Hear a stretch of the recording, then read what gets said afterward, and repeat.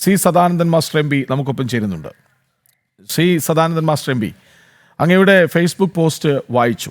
ഞാൻ ശ്രീകാന്തിനോട് ചോദിക്കാൻ വന്ന അതേ ചോദ്യം അങ്ങയോടാകാം. അതായത്, ആദ്യം അങ്ങയുടെ കാലുകൾ അറുത്തുമാറ്റി, ഇപ്പോൾ വാക്കുകൾ കൊണ്ട് മുറിപ്പെടുത്താൻ ശ്രമിക്കുന്നു. പക്ഷേ പറയാനില്ല എന്ന് തീരുമാനിച്ച ഇടത്തുനിന്ന് പറഞ്ഞേ തീരൂ എന്ന നിലപാടിലേക്ക് അങ്ങെത്തിയത് എന്തുകൊണ്ടാണ്? നമസ്കാരം. അതായത്, ഞാൻ MP ആയി നാമനിർദ്ദേശം ചെയ്യപ്പെട്ട ദിനം മുതൽ മാധ്യമ പ്രവർത്തകരായ സഹോദരങ്ങളും മറ്റാളുകളുമൊക്കെ എന്റെ നേരെ CPM-ന്റെ ഭാഗത്ത് നിന്നുള്ള ആക്രമവുമായി ബന്ധപ്പെട്ട് അനേകം കാര്യങ്ങൾ ചോദിച്ചറിയുന്നുണ്ടായിരുന്നു. പക്ഷെ ആ സമയത്തൊക്കെ ഞാൻ എടുത്ത നിലപാട്, എന്റെ പ്രസ്ഥാനം സ്വീകരിച്ച നിലപാട്, പഴയ കാര്യങ്ങൾ, പഴയതായാലും നമ്മുടെ കണ്ണൂരിൽ നല്ല തോതിൽ സമാധാനം കൈവന്നിട്ടുണ്ട്. ആ സമാധാനം കൈവരാൻ ഒരുപാട് സഹിക്കേണ്ടി വന്നവരാണ് ഞങ്ങളുടെ പ്രസ്ഥാനത്തിലെ കാര്യകർത്താക്കന്മാര്.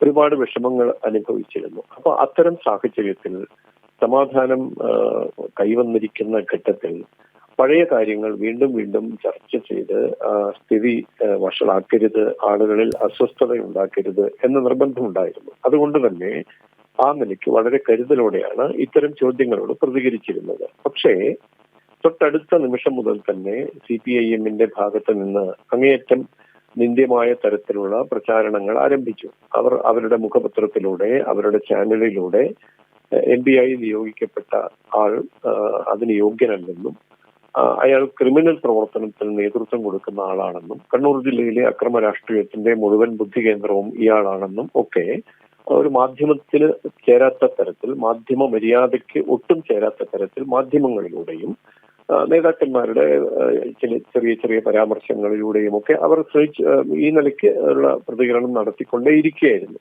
പക്ഷെ അത് സ്വാഭാവികമായ തരത്തിൽ എന്റെ കേസിൽ ശിക്ഷിക്കപ്പെട്ട അവരുടെ പ്രതികൾ, എന്നെ ക്രൂരമായി ആക്രമിച്ച കുറ്റവാളികൾ ജയിലിലേക്ക് പോയേ തീരൂ എന്ന് എല്ലാ തലങ്ങളിലുമുള്ള നീതിപീഠങ്ങൾ, വിചാരണ കോടതിയാവട്ടെ, സെഷൻസ് കോടതിയാവട്ടെ, ഹൈക്കോടതിയാവട്ടെ, അത് കഴിഞ്ഞ് സുപ്രീം കോടതി എന്റെ നേരെ നടന്ന ആക്രമണത്തിന് കാരണക്കാരായ പ്രതികളെ ശിക്ഷിക്കുന്ന, അല്ലെങ്കിൽ അവരുടെ ശിക്ഷ ചെരിവെക്കുന്ന നിലപാട് സ്വീകരിച്ച് അവർ ജയിലിലേക്ക് പോവുകയാണ്. ഇത് രണ്ടും ഒരുമിച്ച് വന്നു എന്നുള്ളതാണ് തികച്ചും യാദൃച്ഛികമാണ്. എന്റെ രാജ്യസഭയിലേക്ക് യാദൃച്ഛികമാണ്, പക്ഷെ അതാണ് റിസൾട്ട്.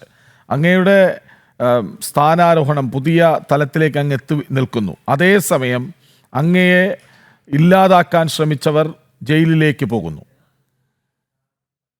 അത് അവരിൽ വല്ലാത്തൊരു മാനസികാവസ്ഥ സൃഷ്ടിച്ചിട്ടുണ്ട്. സ്വാഭാവികമാണ്. ഒരുപക്ഷെ അവരുടെ പാർട്ടിക്കുള്ളിൽ, അണികളിലൊക്കെ ആത്മവിശ്വാസത്തിന്റെ തോത് വലിയ തോതിൽ കുറയാനും, അവരുടെ ഇത്തരം പ്രവർത്തനങ്ങളിൽ മനംമടുത്തു നിൽക്കുന്ന പാർട്ടിയെ സ്നേഹിക്കുന്ന ആളുകളിൽ മനംമാറ്റം ഉണ്ടാക്കാനും ഒക്കെ ഈ ഒരു സംഭവം സഹായകമാകും എന്നവർ പേടിക്കുകയാണ്, അവർ ഭയപ്പെടുകയാണ്. ആ ഭയത്തിൽ നിന്നുള്ള പ്രതികരണമായിട്ടാണ് ഇതിനെയൊക്കെ ഞാൻ കാണുന്നത്. അതുകൊണ്ട് തന്നെ ആദ്യമൊക്കെ പ്രതികരിക്കേണ്ടതില്ല എന്ന് തന്നെയാണ് നിശ്ചയിച്ചത്. പക്ഷേ അതിര് കടക്കുകയാണ്. ജില്ലാ സെക്രട്ടറി എന്ന നിലയിൽ KK രാകേഷ്, അദ്ദേഹം മുൻ MP കൂടിയാണ്.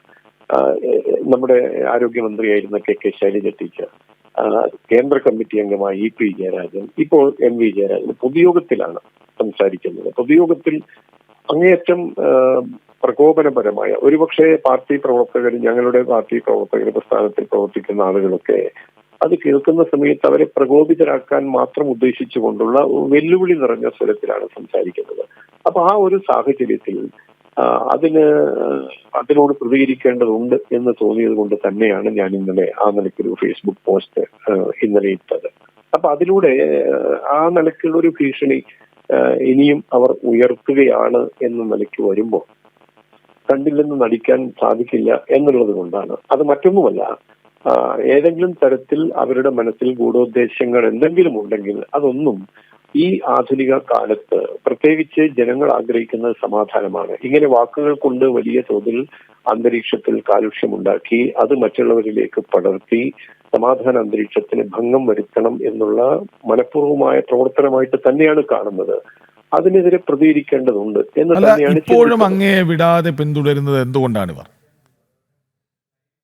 കണ്ണൂർ ജില്ലയെ സംബന്ധിച്ചിടത്തോളം അവരാഗ്രഹിച്ചിരുന്നത് കണ്ണൂർ ജില്ലയിൽ പ്രത്യേകിച്ച് കേരളത്തിൽ സംഘപ്രസ്ഥാനങ്ങളെ, ദേശീയ രാഷ്ട്രീയ പ്രസ്ഥാനത്തെ ഒരു ഇഞ്ച് മുന്നോട്ട് വയ്ക്കാൻ സമ്മതിക്കില്ല എന്നൊരു നിലപാട് അവർ സ്വീകരിച്ചു. അതിന്റെ പേരിലാണ് ഈ അക്രമ രാഷ്ട്രീയത്തിന്റെ ഒക്കെ സംഭവങ്ങൾ നമ്മുടെ നാട്ടിൽ ഉണ്ടാകുന്നത്.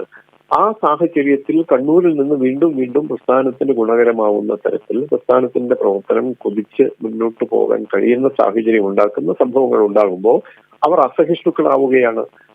മറ്റ് രാഷ്ട്രീയ കക്ഷികളോടും രാഷ്ട്രീയ ദർശനങ്ങളോടും അവർക്ക് സ്വതവേയുള്ള മാർക്സിസം എന്ന ആശയം തന്നെ അതിന്റെ അടിത്തറയിലുള്ളതാണ്. ഇതര ചിന്താഗതിക്കാരായിട്ടുള്ള ആളുകളെ, മറ്റു രീതിയിൽ ചിന്തിക്കുന്ന ആളുകളെ ഒരിക്കലും അംഗീകരിക്കാത്ത ഒരു ശൈലിയാണ് അവരുടേത്. അത് അവരുടെ ജാതകവശാൽ അങ്ങനെ തന്നെയാണ്. അപ്പൊ ആ ഒരു രീതി അവർ അവലംബിച്ചുകൊണ്ടിരിക്കുന്നു. താൽക്കാലികമായി സമാധാനം കൈവരുത്താനുള്ള പരിശ്രമങ്ങൾ നമ്മളെല്ലാം ചേർന്ന് നടത്തിയിട്ടുണ്ടെങ്കിലും അവർ അതിൽ തൃപ്തരല്ല. അവർക്കാവശ്യം നിരന്തരം സംഘർഷവും വെല്ലുവിളികളും ഭീഷണികളും കൊലപാതകങ്ങളും ഒക്കെയാണ്.